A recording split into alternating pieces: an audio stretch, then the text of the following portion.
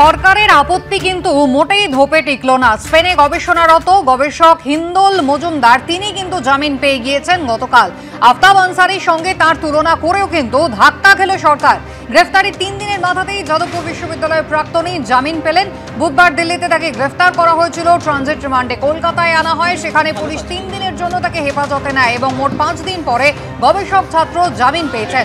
তার জামিনের বিরোধিতা করে জেল হেফাজতের আবেদন করে সরকার। যদিও হোয়াটসঅ্যাপ চ্যাট যা কোর্টে পেশ করা হয় তার যদি গুরুত্ব এতটাই থাকবে তাহলে আইটি অ্যাক্টে কেন মামলা করা হয়নি, এছাড়াও একাধিক প্রশ্নের মুখে পড়তে হয় সরকারি আইনজীবীকে। এবং অবশেষে গতকালই জামিন পেয়েছেন হিন্দোল মজুমদার।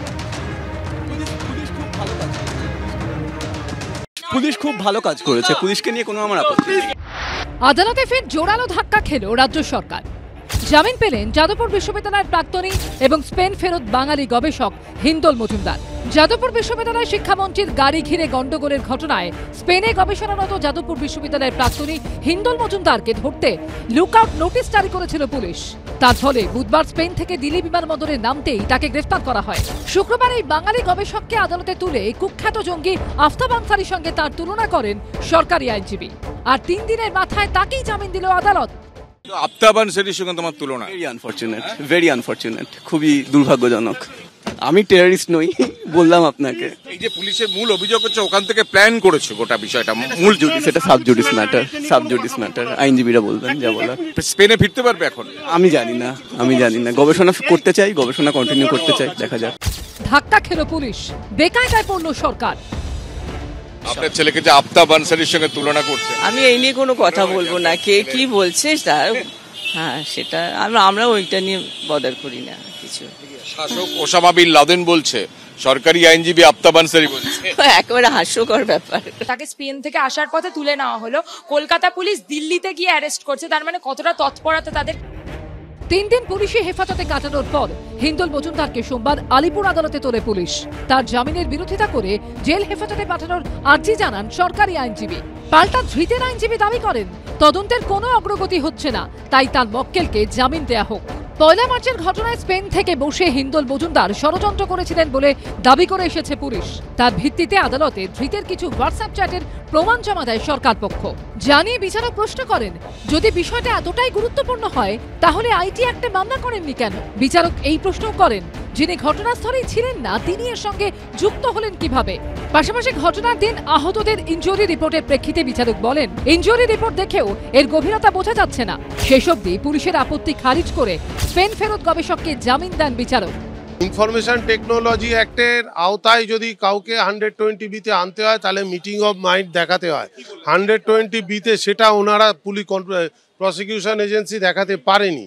এই যে হোয়াটসঅ্যাপ চ্যাট এইগুলো যে এফএসএল থেকে জাস্টিফাই করেছে যে ওরই ডিভাইস থেকে এসেছিল বা ওর ল্যাপটপ থেকে এসেছিল, সেটাই অ্যাসার্টেন করার মতো কোনো ইনভেস্টিগেশন পুলিশের পার্টে হয়নি। ওনার এগেনস্টে অনেক তথ্য প্রমাণ আমাদের কাছে এখনো পর্যন্ত ইনভেস্টিগেশন এজেন্সির কাছে উঠে এসেছে। আমরা দেখলাম যে এর আগের দিন আফতাব আনসারির নাম পাবলিক না প্রসিকিউশন তুলেছিলেন, আজকে সেই প্রসঙ্গে কিছু আপনারা বললেন না, তাহলে সেই ক্ষেত্রে যদি একটুখানি না, আফতাব আনসারি হোক বা দাউদ ইব্রাহিম হোক বা অন্য কেউই হোক, that is not the factor. Factor is whether the conspirator can be done from the India or beyond India. India থেকে করা যায় না ইন্ডিয়ার বাইরে থেকেও করা যায় কি না, এটাই হচ্ছে কোশ্চেন। সেই রেসপেক্টে উদাহরণস্বরূপ হয়তো আগের দিন আমাদের চিফ সাহেব একজনের নাম করেছিলেন। প্রথমে একজন কৃতী গবেষককে এভাবে গ্রেফতার, তারপর আমেরিকান সেন্টারে হামলায় যাবজ্জীবন সাজাপ্রাপ্ত জঙ্গি আফতাব আনসারির সঙ্গে তুলনা, অবশেষে আদালত থেকে জামিন। গোটা ঘটনায় তৃণমূল সরকারের বিরুদ্ধে খড়গহস্ত বিরোধীরা। কেউ লাদেনের সঙ্গে তুলনা করছে, কেউ আফতাব আনসারির সঙ্গে তুলনা করছে। ঘটনার দিন যার গাড়িতে ছাত্রকে পিষে দেওয়া হলো সে সাধু, আর কয়েক হাজার কিলোমিটার দূরে বসে থাকা হিন্দোল মজুমদার সে হচ্ছে অপরাধী, ক্রিমিনাল এবং সন্ত্রাসবাদী। ভাবা যায় নাকি? তাকে অ্যারেস্ট করা হয়েছিল, তিনি যে বিশৃঙ্খলাটা তৈরির সঙ্গে যুক্ত ছিলেন হোয়াটসঅ্যাপে, নিজে যেখানেই বসে থাকুন, তিনি কৃতি ছাত্র হতে পারেন এবং সে নিয়ে কোনো সন্দেহও নেই। কিন্তু কৃতি ছাত্র অপরাধ করলে আইন প্রযোজ্য হবে না, এটা আবার দেশের আইনে নেই। সব মিলিয়ে গবেষকের গ্রেফতারি কাণ্ডে পুলিশের ভূমিকা বড়সড় প্রশ্নের মুখে। আবির দত্ত, পার্থপ্রতিম ঘোষ ও কৃষ্ণেন্দু অধিকারী রিপোর্ট, এবিপি আনন্দ।